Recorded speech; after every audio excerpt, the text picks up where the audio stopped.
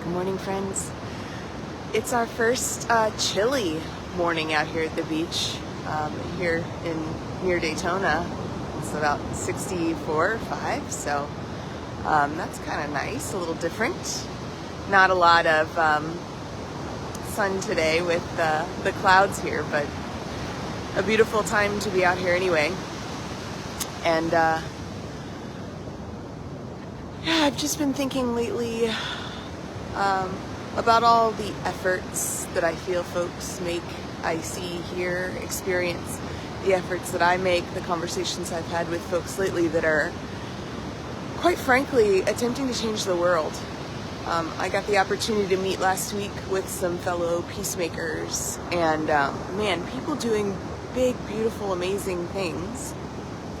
And yet there's this thread of discouragement, just sort of that it's not enough, that it doesn't seem to be working. Am I failing at this? And I was remembering sort of I don't know what to call it, an inspiration maybe? I had a few weeks back, I actually wrote it on my mirror, that said, the greats always think they're failing. And I think that's because when you're on the edge of resistance, when you're pioneering, you see the gravity of all that is possible or could be in ways that people sort of in the middle of the pack don't.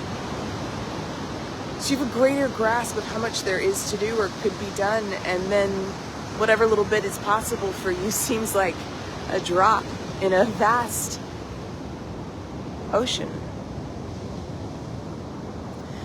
And it, has me thinking about Jesus' story, He has this supper before he's murdered by the state, and only 12 people were there. So I guess the next time you're looking around the room going, is this all the people that are going to change the world? Maybe the answer's yes. Jesus had 12 people at his last big event.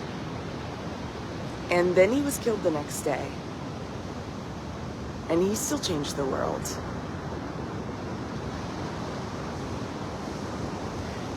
There's I think she's a philosopher, an anthropologist, that's what I'd call her anyway, named Margaret Mead. She has this quote, it's something like, never underestimate the power of a small group of people to change the world. In fact, it's the only thing that ever has.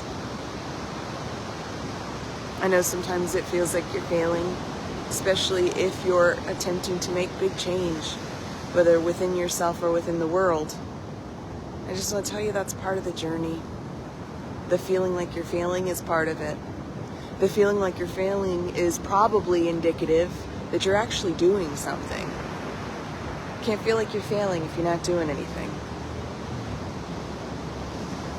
And as always, I'll remind you that rest is part of the journey too. You can't just push forward every day. My daughter reminded me in the car the other day when we were talking about, rest and resistance and how to make change, and she reminded me of a metaphor from the ocean. She said, when you get caught in a riptide, if you just try to swim against it, you'll drown.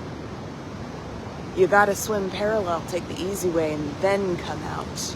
Then swim forward where you can actually make some progress against water that's not actively pushing against you. You know whether it's time to rest, to resist, or to rush forward. Trust you. And know that you're not failing. You're walking your path. Just keep walking. Maybe pause once in a while and look around. Maybe ask somebody, nearby that has a different vantage point.